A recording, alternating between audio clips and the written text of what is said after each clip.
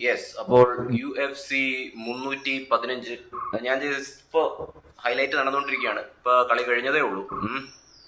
അപ്പോൾ congratulations to JDM, Jack Della.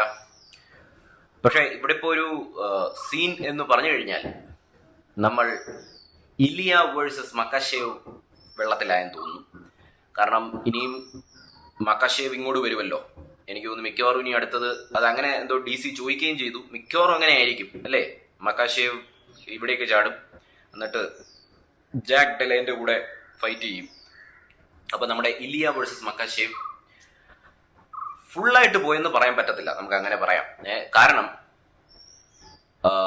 മക്കാഷേവും പറയുന്നുണ്ടായിരുന്നു light വെയിറ്റിൽ vacate ചെയ്യത്തില്ലായിരിക്കും. Vacate ചെയ്ത് കഴിഞ്ഞാൽ തീർന്നു കേട്ടോ.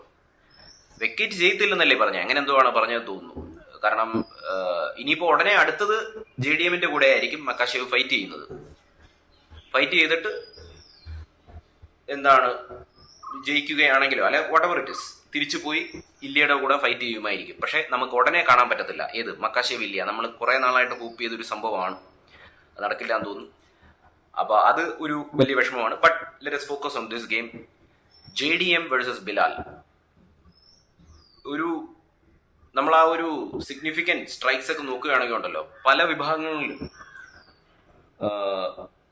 JDM മുന്നിട്ട് നിന്നു. അതവർ കാണിക്കുന്നുണ്ടായിരുന്നു നമ്മുടെ ചാനലുകാരെ. സിഗ്നിഫിക്കൻറ്റ് സ്ട്രൈക്സ് ഞാനത് കണ്ടുകൊണ്ടിരിക്കുകയായിരുന്നു. നമ്മൾ ഫൈറ്റ് കണ്ടുകൊണ്ടിരിക്കുമ്പോൾ രണ്ടുപേരും കട്ടക്കി നിൽക്കുന്ന പോലെയാണ് തോന്നുന്നത്. പക്ഷെ ബിലാൽ നല്ലോണം ബ്ലീഡ് ചെയ്യുന്നുണ്ടായിരുന്നു അല്ലേ, നിങ്ങൾ ശ്രദ്ധിച്ചോ? അവസാന റൗണ്ടുകളിൽ മാത്രമല്ല, അതിന് മുമ്പ് തന്നെ ബ്ലീഡിങ് ഉണ്ടായിരുന്നു. പിന്നെ ഒരു വാദം ഇങ്ങനെ കേൾക്കുന്നുണ്ട്, അതായത് ബിലാൽ സ്റ്റാൻഡപ്പ് ചെയ്യുമായിരുന്നു. പക്ഷെ അങ്ങനെ പറഞ്ഞിട്ട് കാര്യമില്ല. കാരണം ബിലാൽ സ്റ്റാൻഡപ്പിന്റെ കൂടെ റെസ്ലിംഗ് ചെയ്യാൻ ശ്രമിക്കുന്നുണ്ടായിരുന്നു. പക്ഷെ ജാക്ക് ഡെല നല്ല ഡിഫൻസ് ആയിരുന്നു കേട്ടോ. ഈ ക്രെയ്ഗ് ജോൺസ്, ഞാൻ അതാണ് ഇൻസ്റ്റയിലും പറഞ്ഞത്, ക്രെയ്ഗ് ജോൺസ് ഒരു ഫാക്ടറായി മാറിക്കൊണ്ടിരിക്കുകയാണ്. ക്രെയ്ഗ് ജോൺസ് ഒരു ദാഗസ്ഥാനിക്കുള്ള മറുമരുന്നാണോ ആയിക്കൊണ്ടിരിക്കുകയാണോ? കാരണം പുള്ളി വോൾക്കനോസ്കിനെ ആദ്യത്തെ ഫൈറ്റിൽ, മക്കാഷേവിന്റെ ആദ്യത്തെ ഫൈറ്റിൽ നല്ലോണം ട്രെയിൻ ചെയ്തിരുന്നു. രണ്ടാമത്തെ ഫൈറ്റിൽ പിന്നെ സമയം കിട്ടിയില്ലല്ലോ. ഇപ്പൊ JDMനെ ട്രെയിൻ ചെയ്തു. അപ്പോൾ ഓഫ് കോഴ്സ് ബിലാൽ ദാഗസ്ഥാനി ആണെന്നല്ലേ ഞാൻ പറയുന്നത്. പക്ഷെ ബിലാൽ ആ ഒരു ദാഗസ്ഥാനി ട്രെയിനിങ് ഉണ്ടായിരുന്നല്ലോ. ഇത്തവണ ഇല്ലായിരുന്നു തോന്നുന്നല്ലേ, ഇത്തവണ അങ്ങനെ കണ്ടില്ല. ദാഗസ്ഥാൻ ട്രെയിനിങ് ഒന്നും എടുത്തിട്ടുണ്ടോ എന്ന് സംശയമുണ്ട്. പക്ഷെ ബിലാലിന്റെ ഗ്രാപ്ലിംഗ് ചെയ്യാൻ ശ്രമിക്കുന്നുണ്ടായിരുന്നു ബിലാൽ. പക്ഷേ JDMനെ താഴേക്ക് കൊണ്ടുപോകും. പക്ഷെ JDM അപ്പം തന്നെ റിവേഴ്സ് ചെയ്യും. JDM നല്ല ഹോംവർക്ക് ചെയ്തിട്ടാണ് വന്നിരിക്കുന്നത്.